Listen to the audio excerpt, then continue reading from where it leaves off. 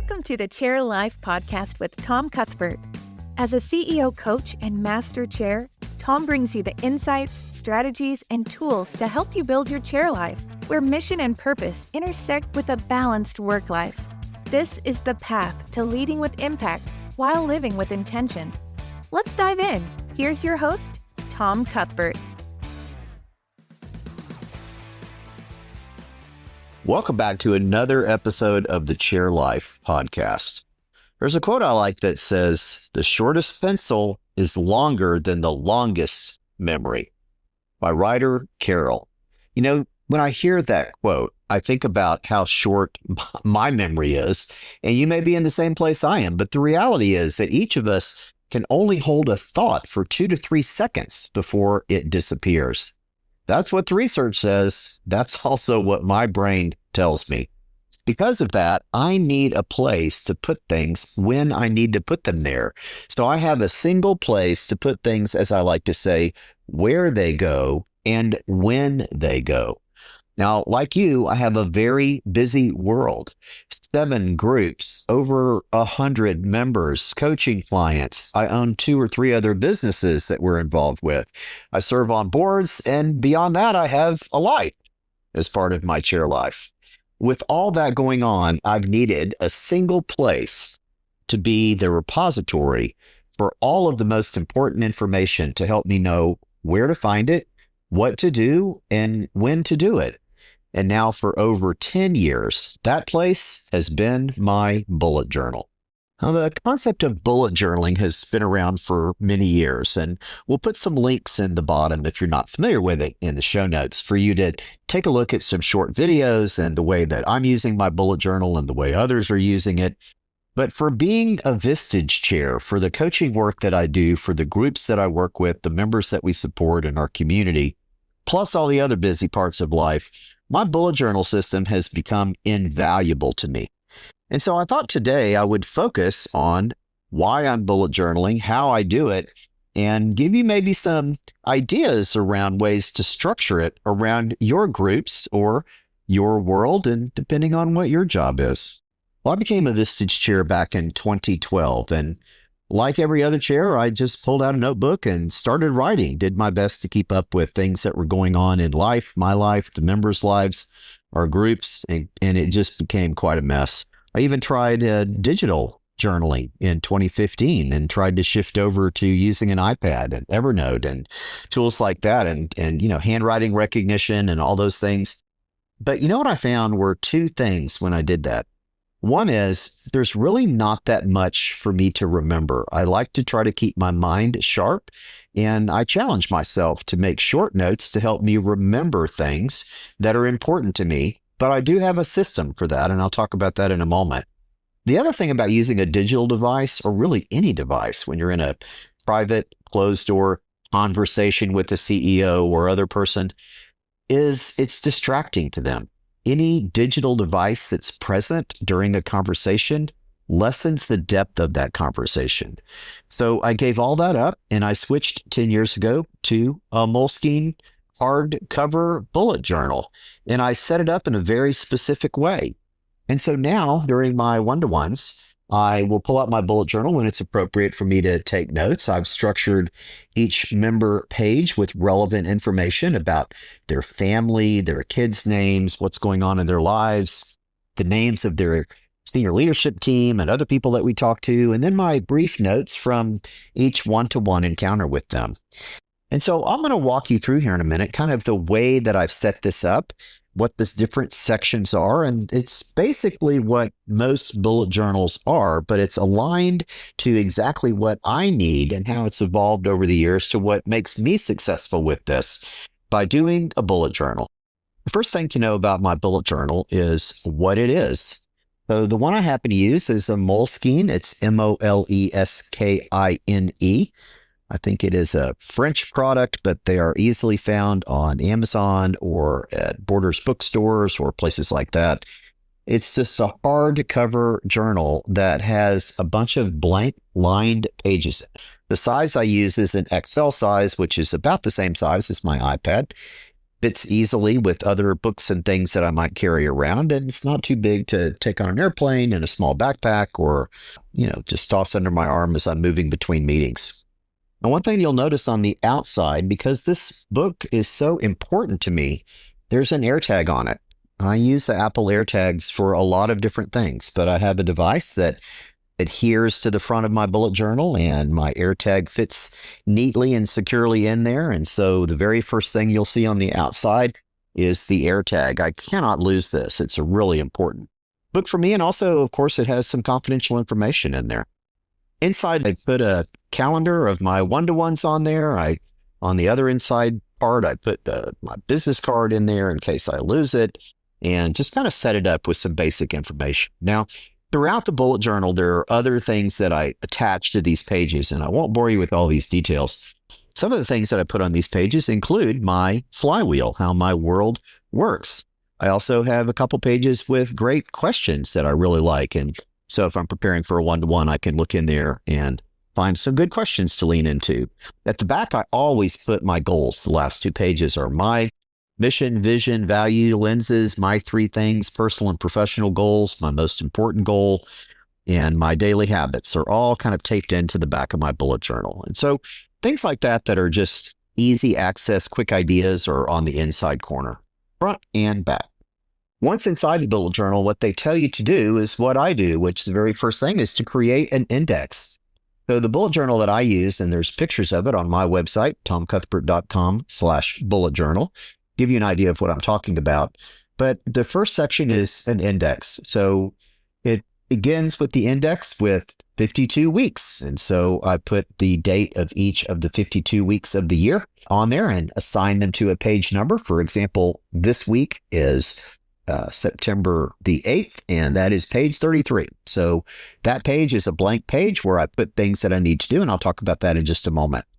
I go all the way through the year. I write important events that are happening that week. Maybe it's a family member's birthday, or it's sabbatical month for me, or it's a month that I decide, or a week that I decide I really want to do goal setting, for example. And so I put those on there. The next section that I do after that are groups and members. So the first 2 pages of that section, in this case for mine, it's pages 50 and 51, start out with my CEO group, 44, 46. Then the next 20 or so pages are saved for members. I have a member initialing system. So member whose initials are AC, then AH, then BB, then BR, et cetera, all the way through. So that takes me, in my case, the 20 left and right pages, so really 40 pages total, from page 50 to page 89 are pages that I use to take notes for members when I'm having one-to-ones with them or things that I need to discuss with them when I see them. Then I have my other CEO group, the exact same format. So there's another 40 pages that are set out for that. Then I have a few pages for coaching clients after that, where I just give them the same thing, 2 pages on that. The last section, the last probably 20 or so pages in my bullet journal are things that include candidates and referrals and who the referral source was, one-to-one pages for my team, my chief operating officer, my EA, our operating admin, and folks like that. Our other businesses, the CEO that I meet with that runs that business, things like that. So several pages for one-to-ones with internal team. I chair a board for a school here in San Antonio, and so I have a page dedicated to that work. I have a page dedicated to Chair World, where I take notes on 2 pages every year at Chair World that I really fill up at the beginning of the year. And then I have a page for each group where I'm writing ideas. How do I help this CEO group or this key group or advancing leader group, etc. The last 2 pages are kind of fun. I really enjoy these. One is books. I get so many book recommendations that I literally have a page in my bullet journal that allows me to just jot that down, put it in my queue, and check it out. In some cases, I'll add it to my reading list and dig my way through it as the year goes on. The last page are quotes. Whether I hear these from speakers or read them in a book or on a podcast, I will write down a quote that someone says to me and just have a list of those. I really enjoy that because I'll use those in my own podcast or in sharing them with others. Those are the pages. That's what my index looks like. Now, in the show notes, I'll also list for you the notes from what I've just stepped through so you can see in a little more detail what I am putting in here and what that looks like, and just to give you some ideas. Of course, there'll be some pictures on that webpage as well. So once they're in there, how do I use this? Well, I start every Sunday afternoon. I literally just take a minute on Sunday afternoon at a specific time to open my bullet journal and prepare for the coming week. I do that by looking at the past week, and I use the bullet journal system. So every task, every note that I write on there of something that I need to do, one of three things has happened. I've either done it, in which case I mark through it. I've delegated it to someone else, in which case I circle it, put the initials of the person I've delegated it to, or I move it to the following week. If it were not time sensitive that week, I would just move it to the next week. So I go back through my notes from the past week and I look at, okay, I've delegated this to Sophie. I need to make a note on her page to follow up with her on the status of this. Or I thought that I needed to record a podcast and I didn't do it. And so I'm going to move that to the next week, whatever it is. And I write each of those things on my things to do for that week. In a future episode, I'll talk about the MIT6 system, the system that I use to help build priorities based on the things that are on my to-do list for the week. But just know for now, I list those on there and I use those weekly pages to both manage the tasks that I need to do, follow up with the people that I'm managing that are helping support my community.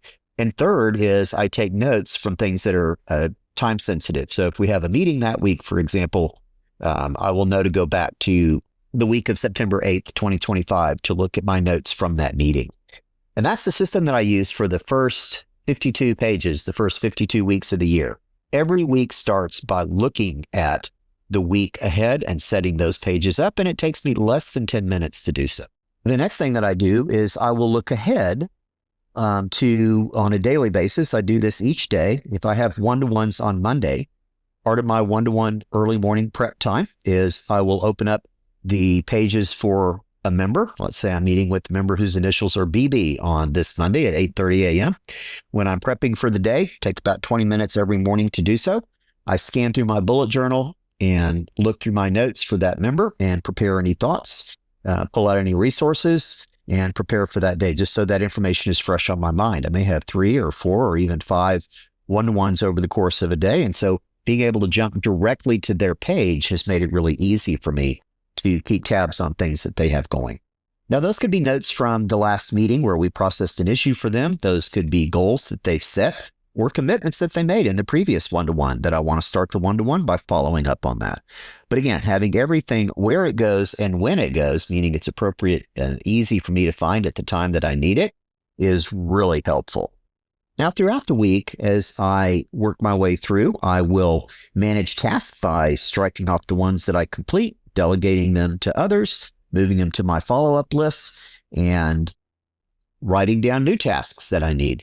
One fun thing that I do is there's a lot of things that I think of that, you know what, I'd really like to consider this. Maybe we're going to make a big change with the placemats in the group, but it's early in the year and I don't want to make it until the end of the year.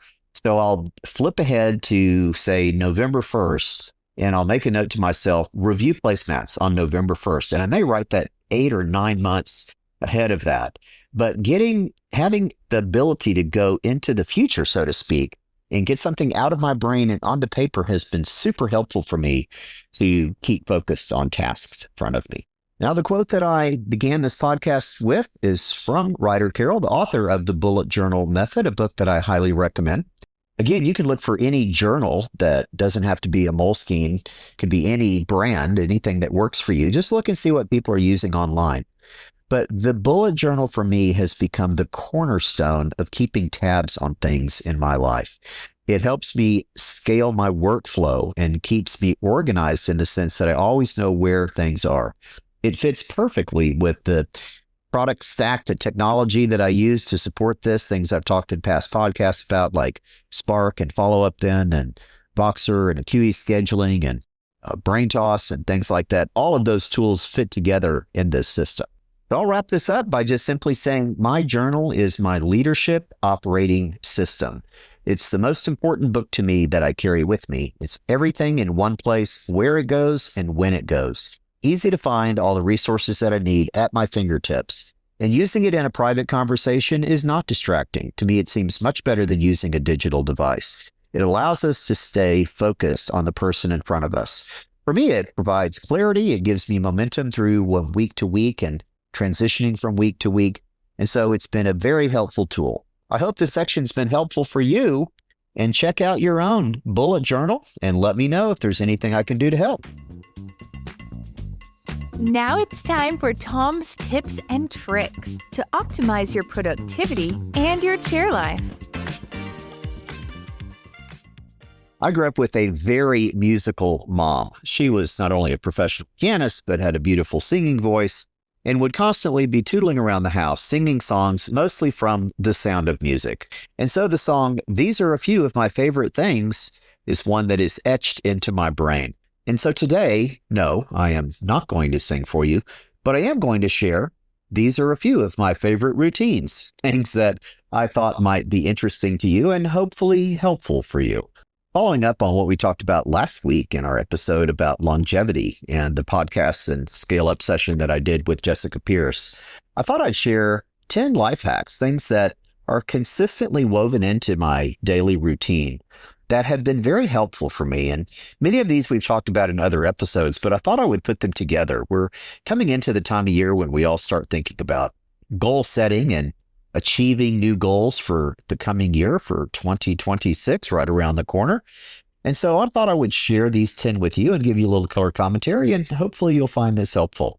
Number one, and probably most important for me the last several years in particular, has been to prioritize and track sleep.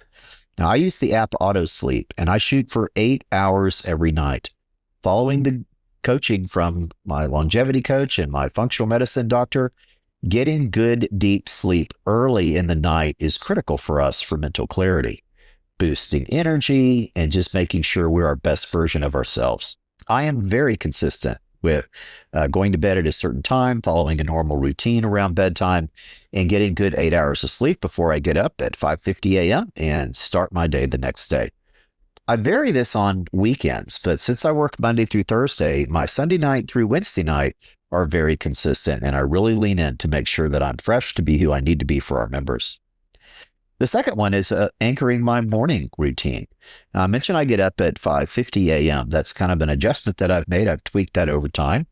I have a morning routine with a brief devotional, an inbox zero routine just to run through a couple of quick emails, checking my bullet journal to make sure I know what's coming on my day, and then I'm already set up to go to the gym. So I shoot out to the gym 6 days a week and am consistent with that. That routine of having the same boring routine every day, day in and day out, not only doing the same things at the same time, but for me, it also involves generally eating the same things. I have a breakfast routine that's consistent. I have a protein shake that follows the workout during the day. And what I eat at lunch is also super boring. But those routines have been very consistent and helpful for me. And I'll talk more about some of that in a moment. Number three is disengaging at home. So when I walk in the door at the house, my watch and phone both go on the charger. My inbox is at zero at the end of the day. I've taken everything and either pushed it off to the future, acted on it, or delegated it. And so that allows me to be fully focused on the people around me at that time and not having things float through my brain about that I forgot to cover during the day. Number four is calendar everything. I have kind of a running line that if it's not on the calendar, it doesn't really exist. And I believe that that's true. And so I put everything on my calendar. I let my day, my work, my life come to me. I don't have to think about what's next for me. I schedule not only meetings, but I schedule breaks and naps and start time and end time of my day. I also schedule time to work on specific projects by breaking them up into bite-sized time tasks that I can knock out in 30 or 40 minutes, including things like scheduling time during the week to both develop, write my podcast, and then record my podcast. Number five is structured schedules. Now, if you've seen anything about me online and you've been to a scale-up session or a Chair World session, you've heard me talk about the schedule and the routines that I do. I follow the exact same system month to month. 9 months out of the year, first 4 weeks of those months are identical. March is different because of spring break week. July is different because I'm on sabbatical, and December is different because of the holiday. But every other month follows the exact same pattern.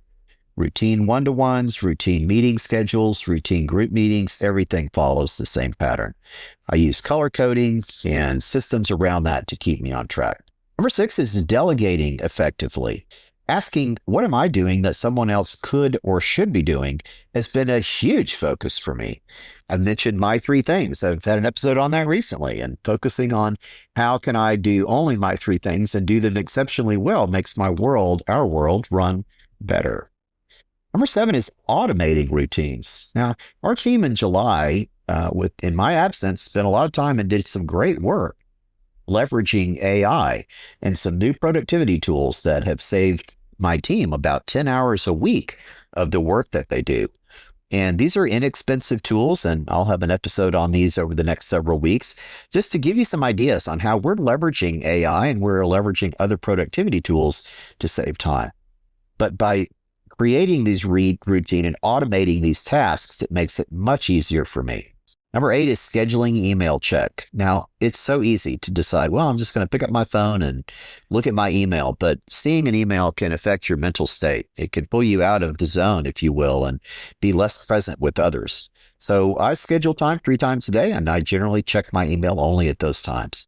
That's made it easier for me to not be distracted during the day and to try to honor those boundaries. Number 9 is planned recovery breaks. And again, from the longevity conversation that Jessica and I had, we had a lot of discussion around recovery. And it's so important for us, not only during the work day, but at the end of the week. I take Fridays as my recovery day.